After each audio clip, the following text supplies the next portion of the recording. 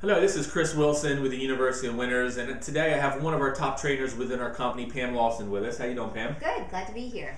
Well, in this video, we're talking with business owners, and in the last video, we identified some key aspects of really taking their business from maybe they're struggling, maybe they're failing, or maybe they just want to take their business to the next level. And I think what happens with a lot of business owners, not that it's their fault, is they try to change everything on the outside. Like for instance, if we're on the Titanic, we know the Titanic's going down, and what they try to do is they try to keep rearranging the deck chairs on the Titanic. It's still going to go down. It doesn't matter what you do changing all that. And I think sometimes with a small business owner is they change everything superficial thinking it's going to change their business and their success of their business. And they might have different strategies that do help in the short term, but in the long term, when you're running a small business, and we define that as 0 to 25 employees. It could be a small mom and pop heating business or a coffee shop or a cell phone store with 10, 15 employees, something like that. But I see that a lot of people and a lot of business owners struggle because they're trying to do what society or what these salespeople come in and teach them,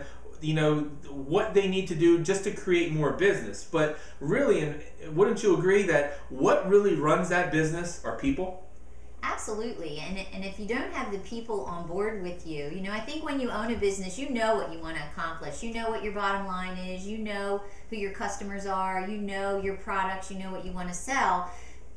But you can't be there 24 hours a day, 7 days a week. So you depend on the people that are working for you to have that same vision, and to be able to know where you want to go and to know what your goals are. But I don't think it's that simple. I don't think it's easy enough just to tell people, well, this is what we want, go do it. You don't get them to be bought into your vision that easily. Yeah, and we own several businesses, successful business. We love what we do, and I think what you just brought up is a key point, is that how can we have the people actually run the business? So if we want a business long term, it's all about relationships, because these people are going to deal with customers, they're going to deal with challenges, they're going to deal with setbacks.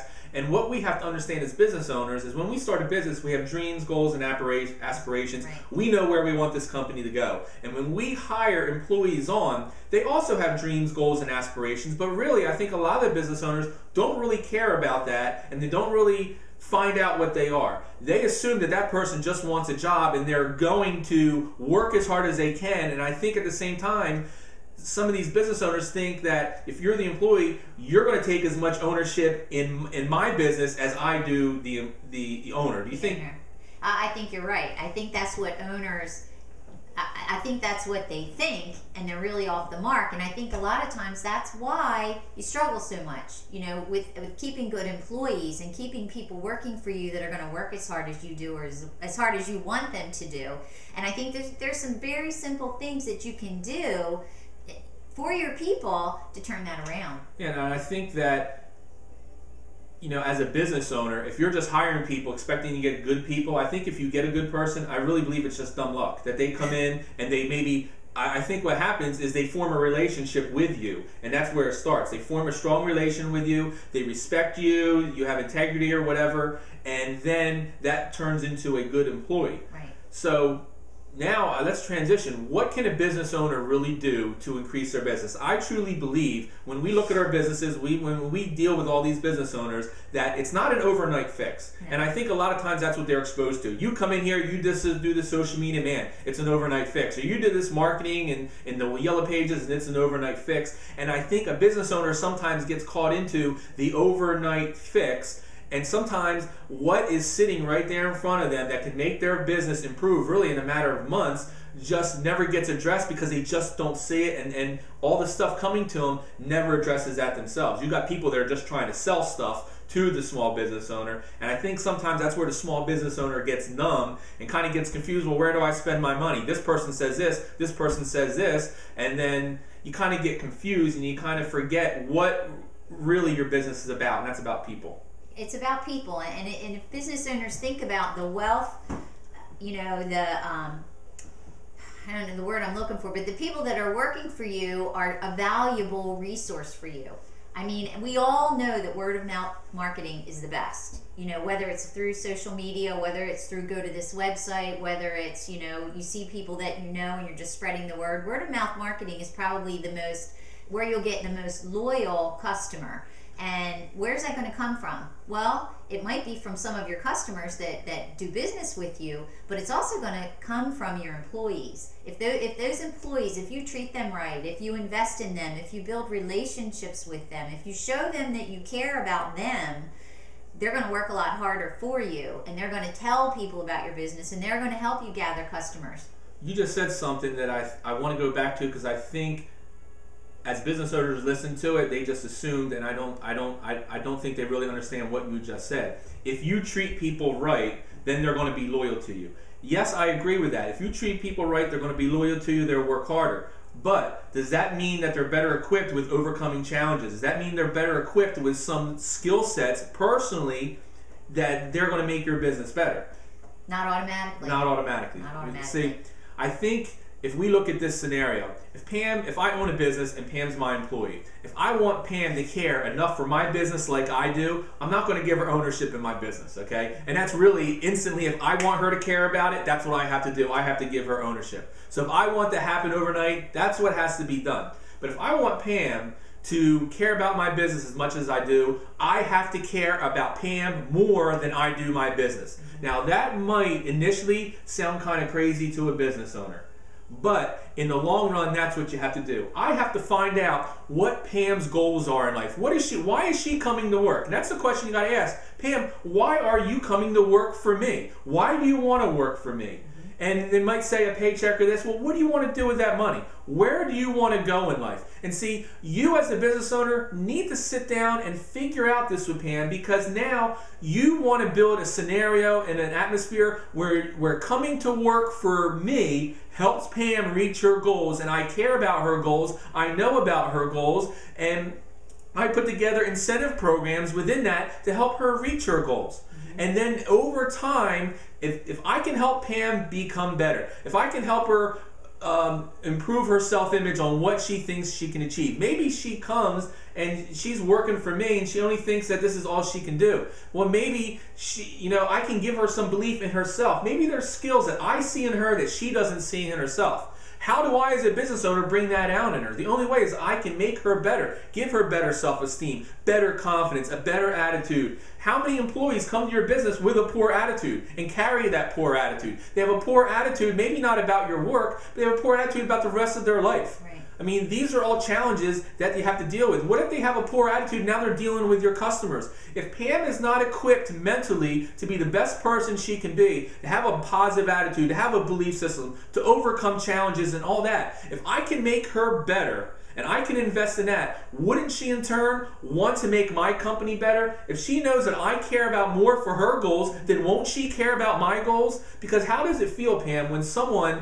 cares about you all the time? Don't you want to reciprocate that? Absolutely. You'll go through walls for somebody that you know has your back and really cares about you and wants to help you and make you a better person, truly and honestly, and people can read that. And if you take time to invest in them, like I said, they're gonna go through a brick wall for you because they know that you genuinely and truly care about them and want to make them better, primarily. And you're gonna get as an after effect of that, them working hard for you, and defending you and having your back in anything. Think about it. If you can make them better and they become better in their relationships at home, doesn't that make your company better? If they're having troubles at home in relationships, doesn't that affect how they work and what's going on at work? Absolutely. So if you can make them better, they're going to be better equipped at handling all these other things. But see, this is where the small business owner struggles. They think their business being successful is going out there and gathering more customers and everything. If I have a bunch of employees that are, that I'm frustrated, I'm trying to grow, I'm getting all these customers, but I can't handle it because my people are poor, and I think I just got to go hire better people. Well, you know what?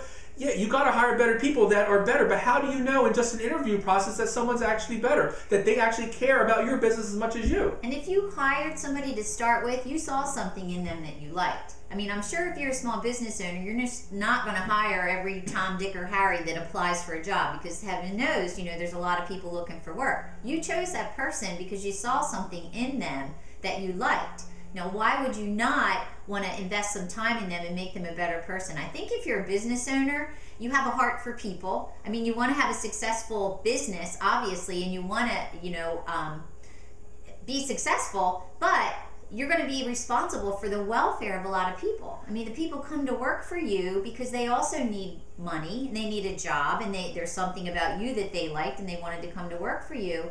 But what Chris has said is so true. In order to take your business to the next level, to be completely successful, you have to have everybody that's working for you on the same page. I work in a hospital, and part of my job is to bring in patients. This is a little bit different, but it's a business.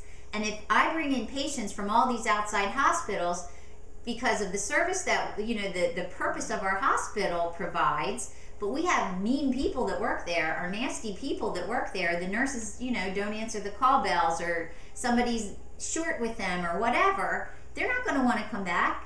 So this goes back to Chris saying you could have a zillion customers coming in, but if they walk in your establishment and they're not treated well, and people don't have a smile on their face, and that comes from within, those customers will come and go. What you want to do is to be able to retain your customers, and you're going to do that by building your people up. Yeah, so I think it comes to the point now where, really when you look at your employees, they'll have all this potential. So how do we increase their potential? And this is a question that I want to pose to you, and I want to pose to business owners right now. Do we believe that because someone comes to work today, and when they wake up and come tomorrow, that they're going to be better automatically by sleeping overnight? No. Do you think because they've been with you for a year that they're automatically going to become better? They're going to become better at overcoming objections and handling problems and dealing with stress and their belief system? I mean, do you automatically become better because you get older? No. Okay. No. I thought you would agree, and I think they'll agree with that too. You can go and do things to be better skilled. I can type faster or something like that. But when we're talking about getting better, it has to be intentional. It just doesn't automatically happen. So if that's the case, and we want to make our employees better, we as business owners have to be intentional about that. Would you agree? I would agree. So that means being intentional. We've got to change something that we're doing every single day to become better. So what we found is our businesses absolutely explode because when we invest in our people and we show people how to become better every day, and this is what I find sometimes. Successful business owners do things every single day, but then they don't teach their employees to do the same thing. Right. They do things every single day and they can't understand, why doesn't Pam get it? Why doesn't do this? Because you haven't taught her, what does she do? And we have some business owners that are thinking, well, I don't do anything to get better every single day. And what I'm going to tell you is that your business is only going to go so far, and I bet you, if that's the case, your business is already plateaued. And you've tried every single thing down the pike, and it keeps plateauing, you can't figure out how to get out of it. It all starts with the business owner. If you are not intentionally making yourself better every single day, belief, your leadership skills, all that, if you're not intentionally doing it, your business will plateau, and you can try to move around the deck chairs all you want. It's not going to change. It's a matter of time before it just sinks. It just takes one wrong decision or one wrong thing in the economy and the business is gone. I mean, that's basically what's happened in this economy. So many businesses failed because they were just hanging on by a thread and that one thing happened. So what's a small business to do? I mean, you're probably thinking, oh my gosh, how am I going to fit this in? How am I going to do this? Well, how can I get my people to buy into this? Well, let me tell you. I know a lot of businesses that will do things like bring in Weight Watchers. If there's people that are overweight, they'll bring in Weight Watchers for a lunch period once a week or once a month. Or sometimes business owners bring in a massage. They treat their employees to a massage for lunch hour, one day. This is something that you can incorporate into your routine like that. You can take 30 minutes, a day or once a week, or do like it for, a period of time, and sit down all together with your employees and do a program like this. And the results will amaze you. Yeah, so this is like a bridge video. The next video, we're going to just give you all the information about what our program helps people become better. But we also have specific strategies on how a small business owner can implement some simple things like you're talking about to make your business really explode. But really, to make people better, it takes like 30 minutes a day. 30 minutes a day for you, 30 minutes a day for the employees. And when you sit down with employees and they say, wow, you're investing into this, into your company to help Pam employee to become better, what employer has ever done that to them? You know what they say? Go to this workshop for a week and learn this, and then come back and make my business better. Well, what if you can invest in something to make Pam better in all these other facets? And we will show you how to do that, but it has to be intentional.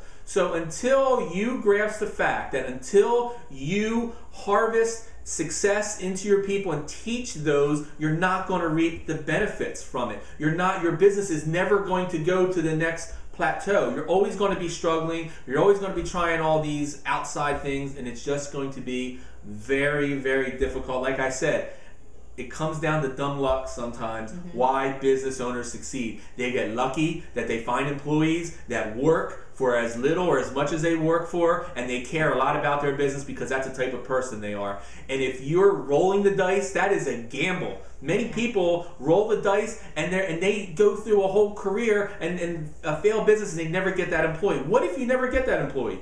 You can't gamble. You've got to be proactive. There's a lot of people probably working for you that they want responsibility. They want to become better, and they're just frustrated with their career because they don't know how to get better. If you can show them how to become better, and if you guys can make all money together, then I can pay Pam more money.